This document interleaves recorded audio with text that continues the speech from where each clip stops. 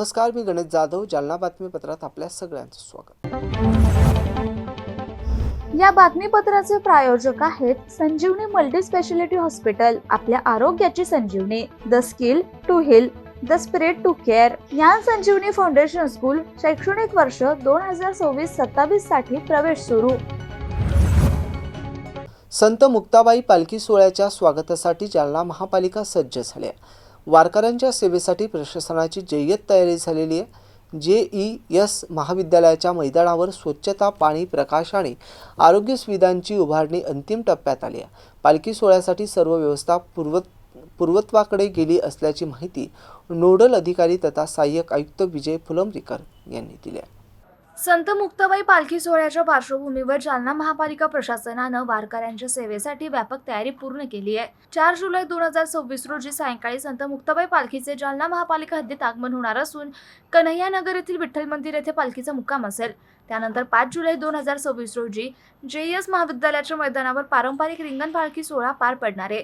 या सोहळ्यासाठी मैदानाची स्वच्छता, वॉटरप्रूफ मंडप, पिण्याच्या पाण्याची व्यवस्था, सार्वजनिक शौचालय, प्रकाश व्यवस्था, आरोग्य सुविधा तसेच वारकऱ्यांच्या मुक्कामस्थळी लाईट आणि पंख्याची व्यवस्था करण्यात येते. महापालिका आयुक्त अंजली शर्मा, महापौर वंदना मगरे आणि उपमहापौर राजेश राऊत यांच्या मार्गदर्शनाखाली ही सर्व कामे युद्धपातळीवर सुरू असून आज प्रशासनानं संपूर्ण तयारीची पाहणी केली. सर्व व्यवस्था अंतिम टप्प्यात असून लवकरच पूर्ण होणार असल्याची माहिती नोडल अधिकारी तथा सहाय्यक आयुक्त विजय फुलंब्रीकर यांनी माध्यमांशी बोलताना दिली आहे. साहेब, मला सांगा की आता रिंगण सोहळ्याचं आयोजन प्रशासनाच्या वतीने करण्यात आलं आहे. महानगरपालिकेचा याच्यात काय सहभाग आहे, काय नियोजन करण्यात येते? जालना शहर महानगरपालिकेच्या वतीनं एक ऐतिहासिक अशा स्वरूपाचं जे जालना जिल्ह्याला पहिल्यांदाच हे मुक्ताईचं रिंगण आपल्या जालना शहराला मिळालेलं आहे.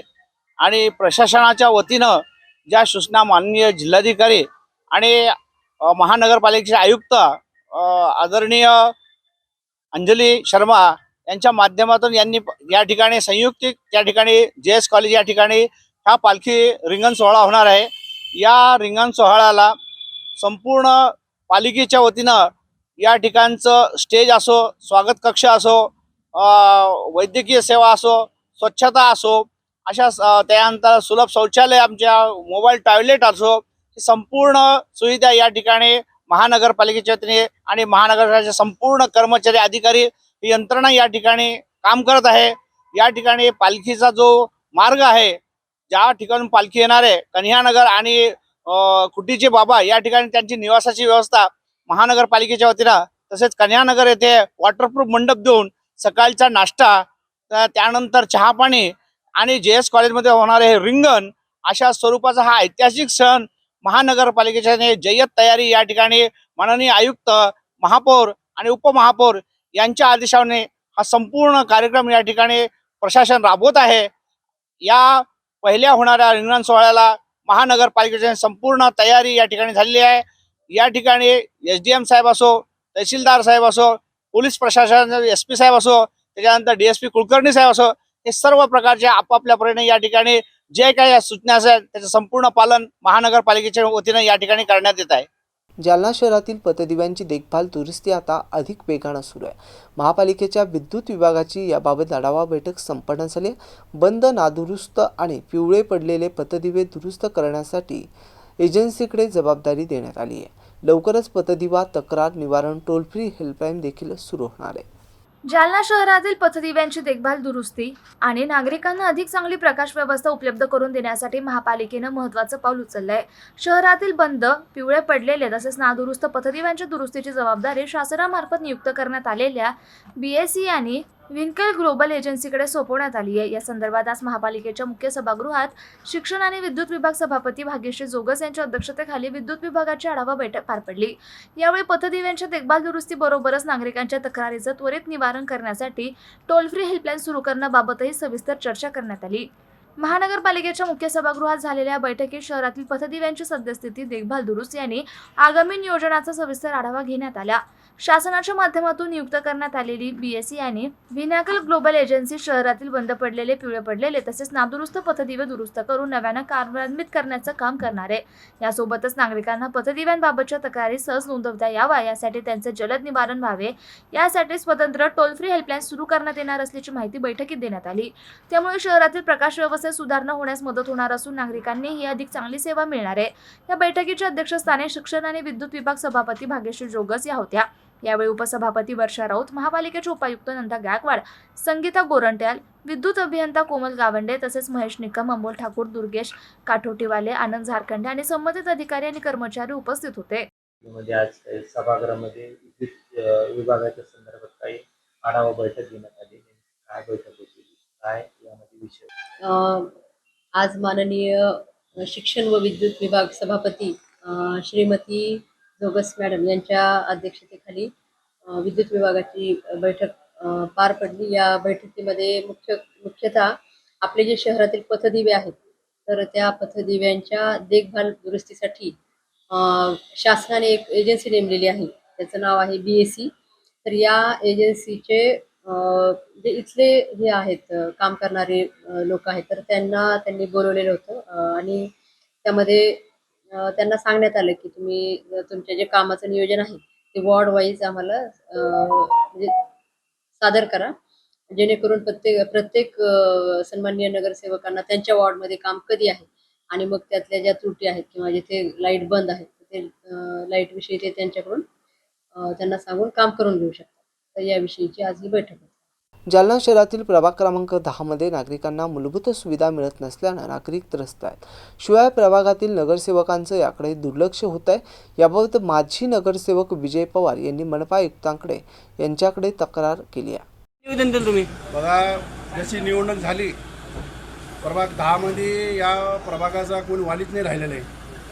इतकं समस्या झालेली आहे प्रभागामध्ये. स्वच्छताचे, लाईटचे, पाण्याचे प्रश्न एवढे बिकट आहे. पाणी वेळेवर येत नाही, पुरे लिकेजेस आहे आणि कचऱ्याचे जाटे एवढे आहे. नाल्या साफ होत नाही. नाल्या काढले तर त्याच्यानंतर ते कचराच उचलत नाही 8-10 दिवस. आता इथं निवेदन दिलं आम्ही की बाबा स्वच्छता होत नाही. आषाढी एकादशी आलेली आहे. आपला आनंद स्वामी पालखी मार्ग आहे, कसब्यापासून ते आनंद स्वामी महाराजाची पालखी जाते. पुरं जागे खड्डे झालेले, जागे कचऱ्यासाठी झालेले आहे. आपल्या सोमेश्वर महादेव मंदिर जो एक झाड आहे तो पडायला आलेला आहे. तिथं लहान लेकरं तिथून जातात. तिथं 3 शाळा आहे, बालविकास शाळा, कन्यापाठ शाळा, शिवाजी हायस्कूल, सहयोग शाळा आहे, 4-5 शाळा आहे. हे इथं काही दुर्घटना घडली तर याची जिम्मेदार कोण राहणार? तर आम्ही प्रशासनाला निवेदन दिलेलं आहे. महानगरपालिकाला उद्या काही घटना घडल्यास तर महानगरपालिका याची जिम्मेदार राहणार. नगरसेवक येत नाही इकडे, स्थानिक नगरसेवकाचं काही लक्ष नाही. आता आम्ही पोलीस स्टेशनला बी त्यांची तक्रार करणार आहे. नगरसेवक हरवलेले गेल्या 6 महिन्यापासून एक पण नगरसेवक प्रभागात फिरत नाही. 50 ते 60 वर्ष आणि नगरसेवकांकडे ह्या लोकांनी तक्रार केली तर यांना धारेरावाची भाषा. आता तुम्ही काही रेकॉर्डिंग त्यांची व्हायरल झालेली आहे नगरसेवकांची की बाबा तुम्ही आम्हाला मतदान नाही केलं, हे नाही ते, असे एकमेकावर चाल ढकल करायला लागले कामगारांनी. म्हणून प्रभाग 10च्या नागरिकाच्या सोबत मी इथं आलो, स्वतः इथं भेटलो. आता त्यांनी कामाचं आश्वासन दिलेलं आहे. बघू यानंतर या 2-4 दिवसात काम नाही झालं तर मोठं आंदोलनाचा इशारा आम्ही दिलेला आहे. पोलीस स्टेशन काय तक्रार झाली? पोलीस स्टेशनला तक्रार काय झाली? हरवलेले दिसतच नाही, लापता झालेले. पब्लिक परेशानी, कोण निवडून आलेले, काय आलेले दिसतच नाही. त्यांना फोन केले तर फोन उचलत नाही. सगळे लोक परेशान आहे. भटक्या कुत्र्यांनी जालना शहरातील 2 बालकांचा लचके तोडून जीव घेतलाय. याशिवाय एका पोलीस कर्मचाऱ्याचाही चावा घेतल्यानं मृत्यू झालाय. केवळ 15 दिवसात 93 लोकांवर कुत्र्यांनी हल्ला केलाय. अशा गंभीर घटना होऊ नये म्हणून महापालिका आणि सरकार काय करतंय असा संतप्त सवाल आता आमदार अर्जुनराव खोतकर यांनी उपस्थित करून सरकारला थारेवर धरलाय. दरम्यान आमदार खोतकर यांचा आक्रमक पवित्रा लक्षात घेत मंत्री उदय सामंत यांनी महापालिकेवर कारवाई केली जाईल, श्रावणांना बंदोबस्त आणि संबंधित कुटुंबाला आर्थिक मदत मिळवून दिली जाईल अशी ग्वाही दिली. परवी गोसावी 3 वर्षाची मुलगी मारला गेली. अध्यक्ष महोदय, तुम्ही या परिवाराला मारली, जिवंत मेली, काय करणार आहे? अध्यक्ष महोदय, माझ्या जालना शहरातला मूळ प्रश्न होता, त्याला खरं पुन्हा त्यात काही जोडलं गेलं. अध्यक्ष महाराज, अर्जुन नगरमध्ये श्रद्धा पाटोळे नावाची 7 वर्षाची मुलगी आई वडिलाच्या समोर कुत्र्याने उचलून नेली आणि संपूर्ण मुलगी अध्यक्ष महाराज खाऊन टाकली, मारून टाकली. माऊली नगरमध्ये परी गोसावी ही 3 वर्षाची मुलगी अध्यक्ष महाराज, हिलाही कुत्र्याने उचललं आणि तिला मारून टाकलं अध्यक्ष महोदय. चंदनझिरामध्ये गौरव खरात या 4 वर्षाच्या मुलाला याचे लचके तोडले अध्यक्ष महाराज. मुलंच काय अध्यक्ष महाराज, पण पोलीस सुद्धा सुरक्षित नाही. भोकरदनमध्ये किशोर मोरे नावाचा पोलीस कॉन्स्टेबल, याचेही लचके अशाच कुत्र्याने तोडले अध्यक्ष महाराज. 15 दिवसामध्ये 93 लोकांवर या कुत्र्यांनी हल्ला केला अलीकडच्या कालखंडामध्ये अध्यक्ष महोदय. रस्त्यावरती आता कुत्र्याची दहशत आहे. टोळ्यांची दहशत तर होतीच अध्यक्ष महाराज, पण आता या नवीन टोळ्या जन्माला आलेल्या आहेत कुत्र्यांच्या, आणि या टोळ्यांच्या माध्यमातून जर 15 दिवसामध्ये 93 लोकांवरती हमला होत असेल तर मनपा प्रशासन किंवा राज्य सरकार कोणती गंभीर स्वरूपाची कारवाई करतं. अजून कोणी सांगायचं राहिलं अध्यक्ष महाराज तुम्हाला?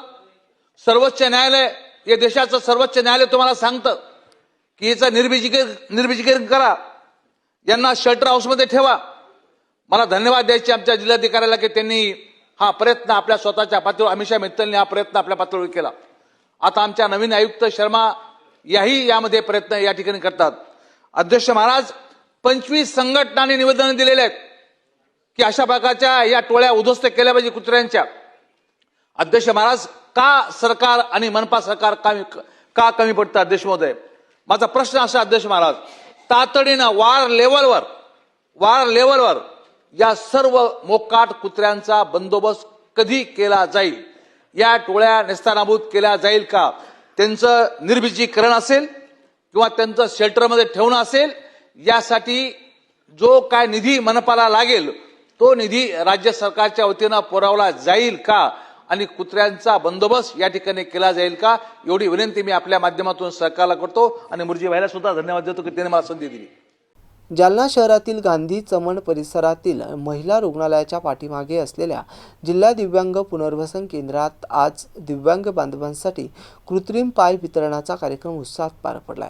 जिल्हाधिकारी अशिमा मित्तल यांच्या प्रमुख उपस्थितीत लाभार्थ्यांना कृत्रिम पायाचं वितरण करण्यात आलं आहे. या उपक्रमामुळे अनेक दिव्यांगांना नव्याने चालण्याचा आत्मविश्वास मिळाला असून त्यांच्या दैनंदिन जीवनाला नवी दिशा मिळणार आहे. जिल्हा दिव्यांग पुनर्वसन केंद्र जालना यांच्या वतीने आयोजित या कार्यक्रमात विविध दिव्यांग लाभार्थ्यांना कृत्रिम पायांचं मोफत वितरण करण्यात आलं. जिल्हाधिकारी आशिमा मित्तल यांनी लाभार्थ्यांशी संवाद साधत त्यांना आत्मनिर्भर बनवण्यासाठी शुभेच्छा दिल्या.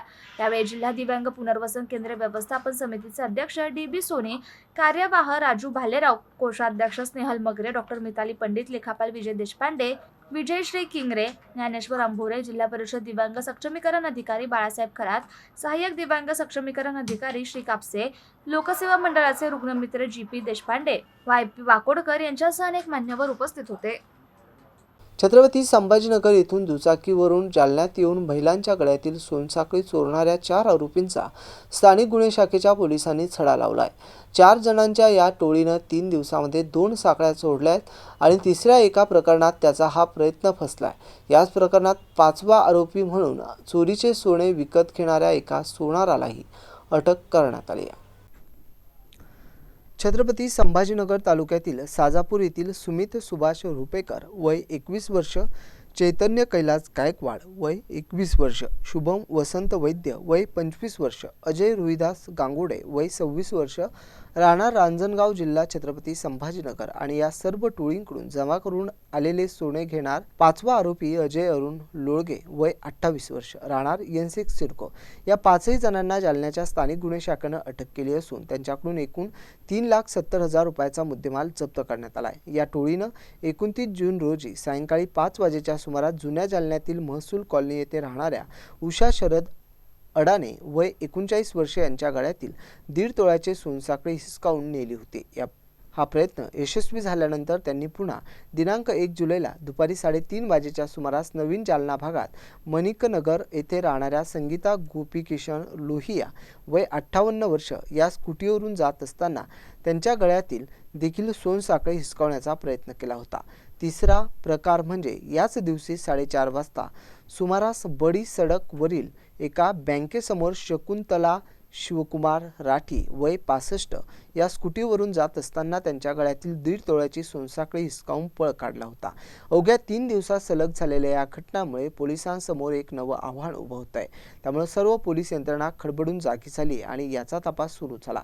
तपासादरम्यान स्थानिक गुन्हे शाखेनं या प्रकरणाचा छडा लावला आणि छत्रपती संभाजीनगर येथील 5 आरोपींना अटक केली आहे. पोलीस अधीक्षक तेगबीर सिंह संधू यांच्या मार्गदर्शनाखाली उपविभागीय पोलीस अधिकारी आणि स्थानिक गुन्हे शाखेच्या अधिकारी कर्मचाऱ्यांनी ही कारवाई केली आहे.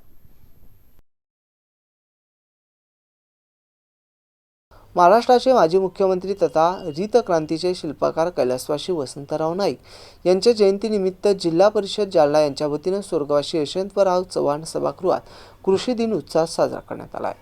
महाराष्ट्राचे माजी मुख्यमंत्री तथा हरित क्रांतीचे शिल्पकार कैलासवासी वसंतराव नाईक यांच्या जयंतीनिमित्त जिल्हा परिषद जालना यांच्या वतीनं स्वर्गवासी यशवंतराव चव्हाण सभागृह येथे कृषी दिन उत्साहात साजरा करण्यात आला. यावेळी आयोजित कार्यक्रमात अध्यक्षस्थानी जिल्हा परिषदेचे मुख्य कार्यकारी अधिकारी डॉक्टर कृष्णकांत कनवारिया, अतिरिक्त मुख्य कार्यकारी अधिकारी शिरीष बनसोडे, जिल्हा अधीक्षक कृषी अधिकारी गहिनीनाथ कापसे, प्रकल्प संचालक आत्मा अमोल अग्रवाल, उपमुख्य कार्यकारी अधिकारी राजेंद्र तुबाकले, मुख्य लेखा वित्त अधिकारी राधाकिसन राऊत, कृषी उपसंचालक कायंदे, कृषी विज्ञान केंद्र खरपुडी येथील शास्त्रज्ञ पंडित वासारे तसेच कृषी विज्ञान केंद्र बदनापूर येथील शास्त्रज्ञ सौ दीपाली कांबळे यांची प्रमुख उपस्थिती होती.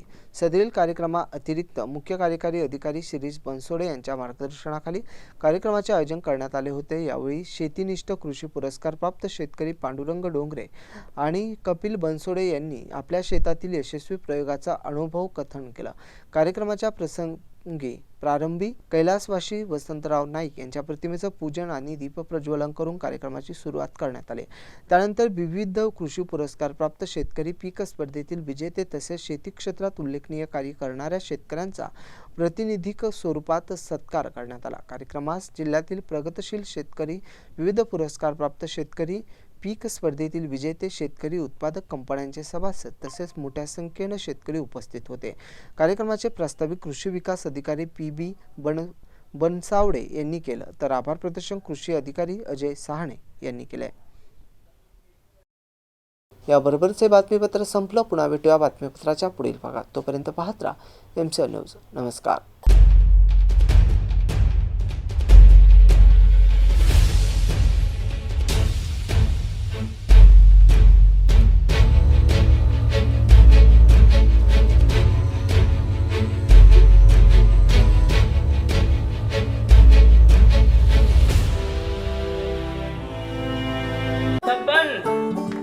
आपको कलेक्टर साहिबा के हाथों से इनामी घर मिल रहा है.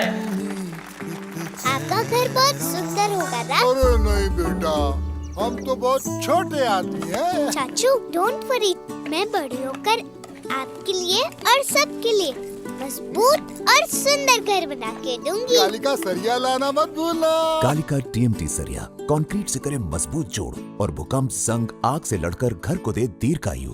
कालिका सरिया मैं भूली नहीं. बेटिया आप कलेक्टर. कालिका TMT, फैसला जो मजबूत हो. संजीवनी मल्टी स्पेशालिटी हॉस्पिटल, ऋषी park, Ambar चौफुली, Jalna.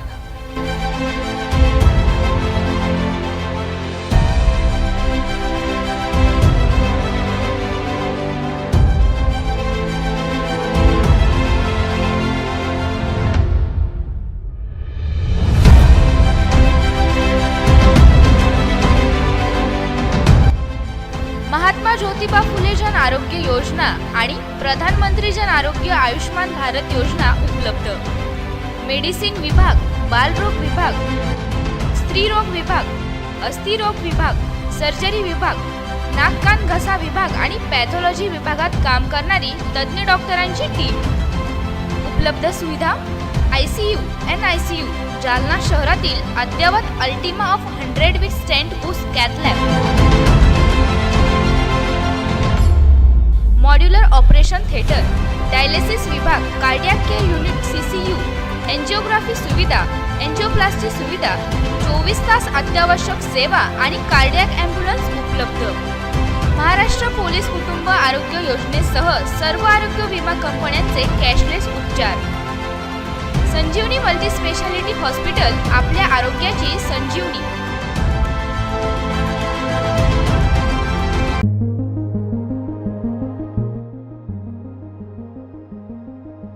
Devgiri English high school Jalna शैक्षणिक वर्ष 2026-27 साठी इयत्ता नर्सरी ते 10वी पर्यंत प्रवेश देणे सुरू आहे. आमची वैशिष्ट्ये: सर्व सुविधांनी युक्त नवीन इमारत, विद्यार्थ्यांसाठी बस सुविधा, उच्च शिक्षित कुशल शिक्षक वर्ग, मर्यादित प्रवेश, वेळोवेळी शैक्षणिक सहलींचं आयोजन.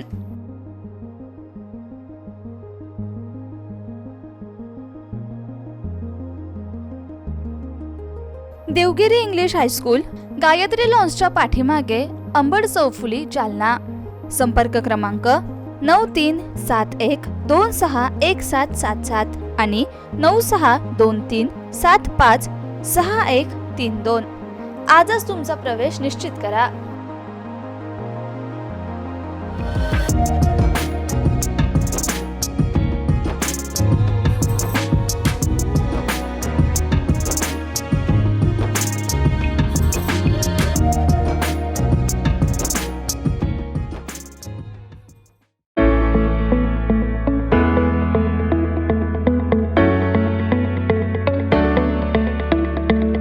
मत्स्योदय शिक्षण संस्था संचलित अंकुशराव टोपे महाविद्यालय, जालना कनिष्ठ आणि वरिष्ठ महाविद्यालय येथे प्रवेश देणे सुरू आहे. महाविद्यालयास बँगलोर येथील नॉर्थ मार्फत पूर्ण मूल्यांकनात 3ऱ्या सायकलमध्ये अ दर्जा प्राप्त करणारे जालना जिल्ह्यातील प्रथम महाविद्यालय.